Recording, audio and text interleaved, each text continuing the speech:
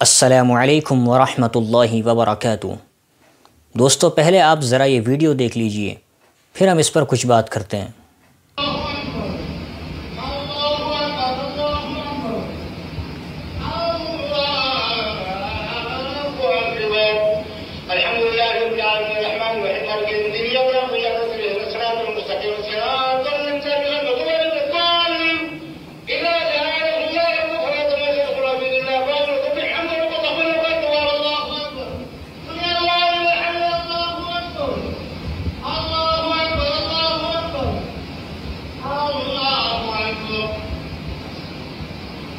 دوستو، رمضان المبارک کا مہینہ چل رہا ہے۔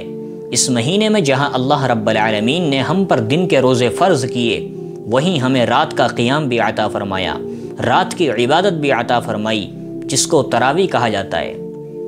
نماز تراویح میں قرآن کی تلاوت کی جاتی ہے اور اس کو سنا جاتا ہے، اور یہ موقع اللہ رب العالمین ہمیں سال میں ایک مرتبہ عطا فرماتا ہے۔ لیکن ہر سال جب بھی رمضان المبارک کا مہینہ آتا ہے اور تراویح کی نماز شروع ہوتی ہے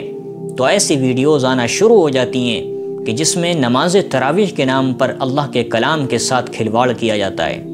قرآن کی توہین کی جاتی ہے، قرآن کی بے ادبی کی جاتی ہے، اور قرآن کریم کو غلط طریقے سے پڑھا جاتا ہے،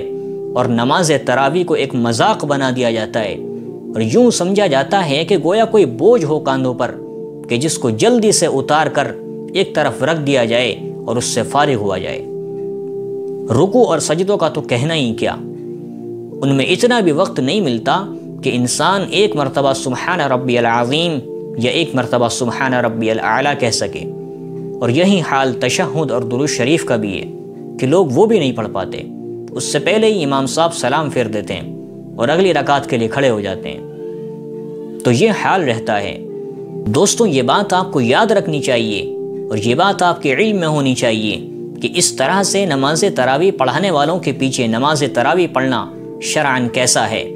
اور تراویح کی نماز میں قرآن کریم کی تلاوت کس انداز میں کرنی چاہیے۔ تو اس بارے میں جامعہ اسلامیہ بنوری ٹاؤن کا یہ فتویٰ میں آپ کی اسکرین پر لگا رہا ہوں، آپ اس کو پڑھ سکتے ہیں۔ اس میں کلیئرلی ان باتوں کو بتایا گیا ہے۔ سوال کرنے والے نے سوال کیا کہ ہمارے علاقے میں کچھ مسجدوں میں یا کچھ میدانوں میں نماز تراویح کے اندر 5 سپارے پڑھے جاتے ہیں، اور اس میں پڑھنے والے اتنی تیز رفتاری کے ساتھ پڑھتے ہیں کہ حروف کی ادائیگی صحیح طور پر نہیں ہو پاتی، اور مقتدی حضرات تسبیح وغیرہ بھی نہیں پڑھ پاتے، تو اس کا کیا حکم ہے؟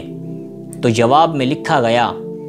کہ ایسی تراویح پڑھانے والوں کے پیچھے تراویح کی نماز پڑھنا یہ شرعاً درست نہیں ہے، یہ باعث گناہ ہے، اور فرمایا کہ نماز تراویح کے اندر قرآن کی تلاوت اس انداز میں کرنی چاہیے کہ اس کے حروف صاف طور پر ادا ہو سکیں، سمجھ میں آ سکے کہ کیا پڑھا جا رہا ہے، نہ زیادہ تیز ہو اور نہ اتنا آرام سے ہو کہ پڑھنے والے تھکاوٹ کا شکار ہو جائیں۔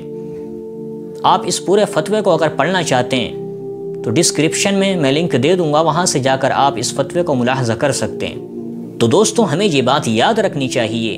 کہ نماز تراویح کوئی کھیل نہیں ہے یا کوئی بوجھ نہیں ہے کہ جس کو جلدی سے اتار کر رکھ دیا جائے اور پھر اس سے فارغ ہوا جائے، بلکہ یہ تو اللہ کا اپنے بندوں پر احسان ہے جو اس نے اپنے بندوں کو عطا فرمایا ہے، اور یہ موقع اللہ رب العالمین سال میں ایک مرتبہ عطا فرماتا ہے۔ تو آپ کوشش کریں ایسی مسجدوں میں جا کر نماز تراویح پڑھیں کہ جن مسجدوں کے اندر امام صاحب صاف اور صحیح طریقے پر قرآن کی تلاوت کرتے ہوں، پڑھنے والوں کو بھی پتہ ہو کہ ہم کیا پڑھ رہے ہیں، اور سننے والوں کو بھی سمجھ آئے کہ کیا پڑھا جا رہا ہے۔ یہ قرآن اللہ کا عظیم کلام ہے اور اس کے آداب بھی بہت زیادہ ہیں، تو قرآن کو قرآن کے انداز میں پڑھنا چاہیے، نہ اتنا تیز رفتاری کے ساتھ پڑھیں کہ سمجھ نہ آ سکے اور حروف کٹ جائیں، اور نہ اتنا آہستہ اور سستی کے ساتھ پڑھیں کہ پیچھے کھڑے ہونے والے مقتدیوں کو تھکاوٹ محسوس ہونے لگے۔ ایک درمیانی چیز ہونی چاہیے، درمیانی رفتار ہونی چاہیے۔ تو امید کرتا ہوں آپ لوگوں کو اس ویڈیو سے کافی کچھ سیکھنے کو ملا ہوگا۔ اگر آپ چینل پر نئے ہیں تو چینل کو سبسکرائب کر کے ہمارے ساتھ جڑ سکتے ہیں۔ اللہ تعالیٰ سے دعا ہے اللہ ہمیں عمل کی توفیق نصیب فرمائے، آمین۔ وما علینا الا البلاغ۔